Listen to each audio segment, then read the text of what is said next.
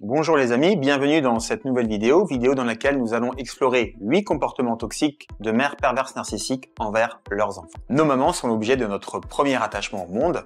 Et en tant que bébé, nous apprenons par mimétisme comment créer des liens avec les autres. Nous tirons également notre premier sentiment d'estime de soi de la façon dont notre maman prend soin de nous, de la façon dont elle nous nourrit, nous protège, nous met à l'abri du danger. La capacité d'une mère à offrir un attachement sain, à être à l'écoute de nos émotions, à valider notre douleur, à répondre à nos besoins de base, a un impact fondamental sur notre développement, sur nos styles d'attachement, sur notre régulation émotionnelle également. Lorsque cet attachement initial est perverti par la violence psychologique, eh bien, il peut laisser des blessures qui nécessitent des réparations. Alors si vous avez grandi sous la coupe d'une mère abusive, si vous avez eu des enfants avec une femme perverse narcissique et que vous ressentez le besoin de vous réparer, vous pouvez prendre rendez-vous pour obtenir un programme personnalisé. Je vous ai mis le lien dans la description et c'est moi qui mens. La violence émotionnelle et verbale d'un parent nuit gravement à l'apprentissage, à la mémoire, à la prise de décision et au contrôle des impulsions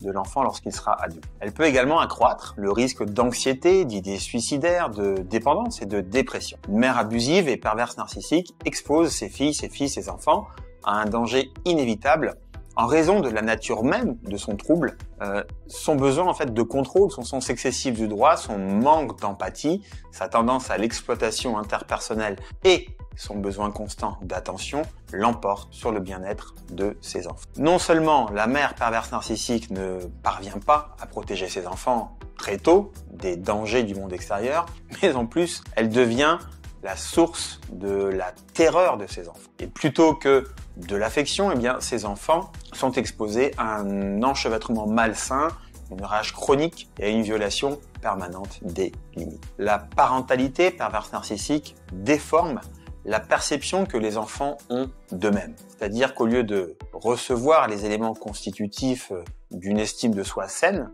ils intériorisent une critique intérieure tenace et un sentiment perpétuel de doute de soi. Les changements erratiques d'émotions de la mère perverse narcissique, son amour toujours conditionnel, ses tactiques de dénigrement constantes et ses comparaisons impitoyables terrorisent sa progéniture, créant chez ses enfants un sentiment persistant d'anxiété, là où en réalité la sécurité devrait. Ce que les parents toxiques ont tous en commun, c'est leur incapacité à offrir à leurs enfants un environnement sécuritaire, nourricier et aimant. S'ils sont pervers narcissiques, eh bien, ils sont dénués d'empathie et parfois et souvent même de conscience. Ce type de comportement impitoyable a un impact néfaste sur le développement précoce des enfants ainsi que sur la façon dont ils naviguent dans le monde à l'âge adulte. La mère perverse narcissique adopte les comportements toxiques suivants. Premier comportement toxique, elle fait honte à ses enfants de façon chronique. La honte est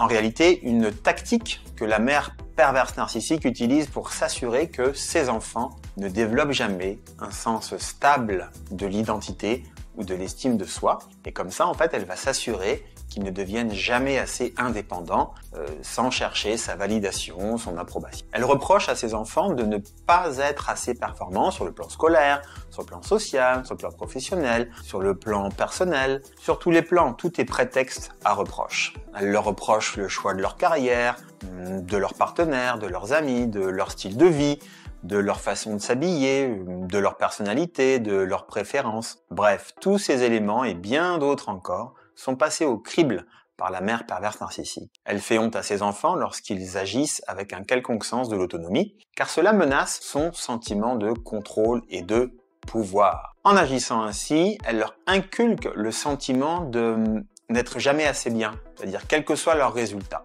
Deuxième comportement toxique de la mère perverse narcissique, elle établit des comparaisons toxiques entre ses différents enfants. Alors comme tout bon narcissique, la mère perverse narcissique se livre à la triangulation en fabriquant des triangles entre ses différents enfants. Donc voilà, elle compare vraiment de manière destructrice en fait ces différents enfants, elle les compare entre eux, ou même elle va les comparer à d'autres enfants.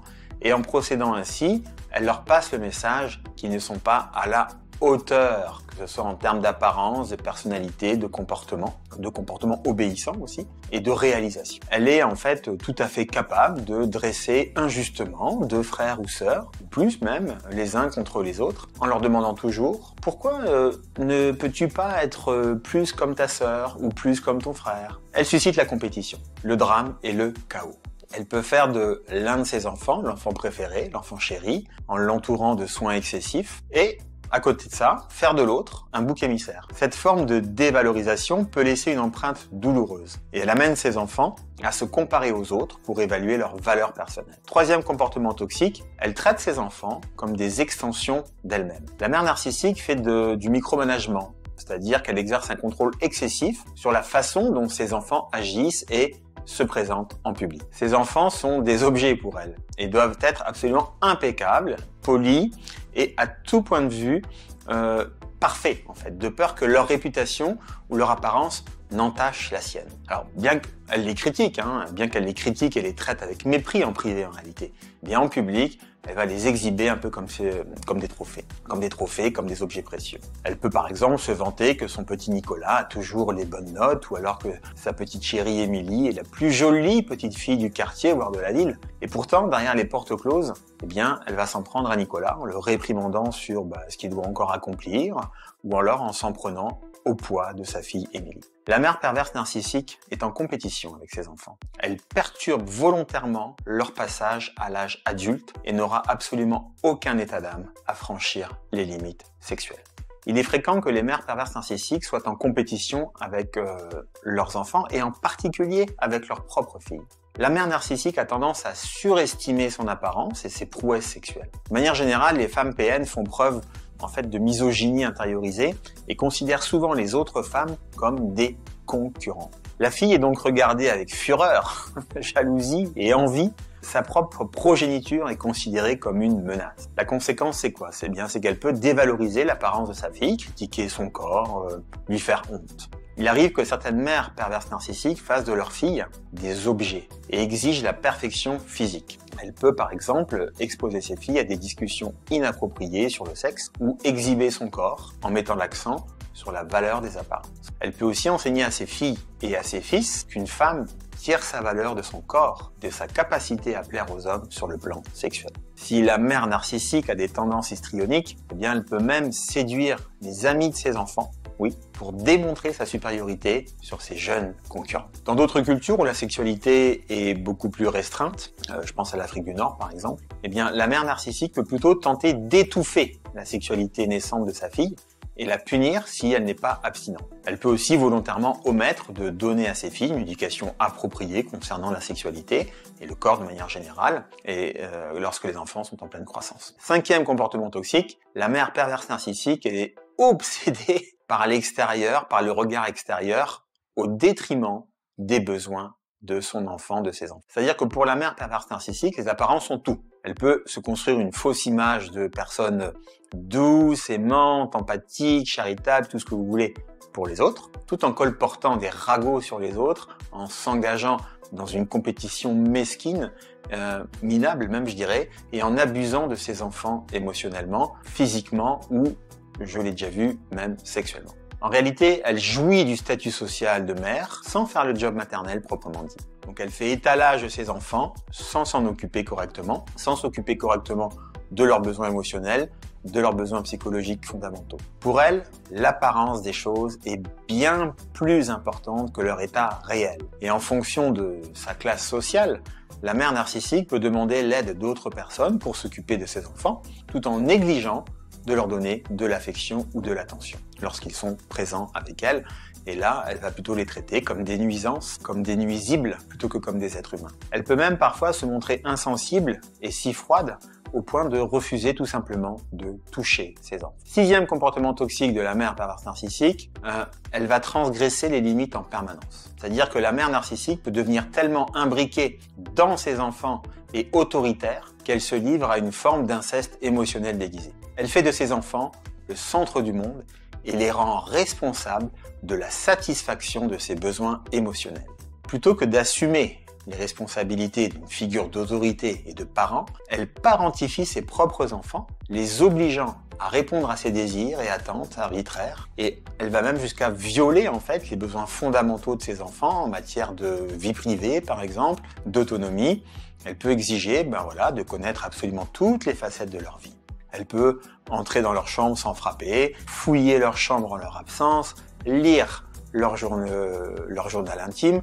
Elle peut les interroger aussi constamment sur leurs amis, leur fréquentation, leurs partenaires romantiques. Elle maintient ses enfants dans un état de perpétuelle enfance en les punissant lorsqu'ils grandissent. Qu'il s'agisse de quitter la maison, de se marier, d'avoir un rendez-vous galant ou de prendre conscience de leur sexualité. 7e comportement toxique de la mère perverse narcissique, elle devient furieuse dès qu'elle perçoit une menace à sa supériorité. La mère perverse narcissique estime avoir le droit de faire ce qu'elle veut et elle va vivre comme une blessure narcissique lorsque ce sentiment de toute puissance, de supériorité est remis en question ou menacé de quelque façon que ce soit. En conséquence, ces émotions ont tendance à être des montagnes russes psychologiques du début à la fin. C'est-à-dire des accès de rage soudains lorsque vous n'obéissez pas aux exigences brusques. Et on va avoir aussi des bombardements d'amour qui se produisent lorsqu'elle a besoin de quelque chose de la part de ses enfants. En fait, il n'y a aucune cohérence dans un foyer avec une mère perverse narcissique. Ces enfants marchent sur des œufs tous les jours, constamment, craignant de susciter la rage et la punition de leur mère. 8e comportement toxique de la mère perverse narcissique, elle invalide émotionnellement ses enfants, les culpabilise et leur met la pression. Les réactions d'un enfant à l'abus de sa mère narcissique sont souvent accompagnées d'une invalidation, d'une honte et d'un éclairage supplémentaire. La mère narcissique manque d'empathie pour les sentiments de ses enfants et ne tient pas compte de leurs besoins fondamentaux. Une mère perverse narcissique niera, elle va nier l'existence de quelconques abus devant ses enfants. Elle dira que son enfant est trop sensible ou qu'il réagit de manière excessive ou alors qu'il est fou. Elle peut accuser son enfant d'être fou face à des actes d'une violence psychologique épouvantable.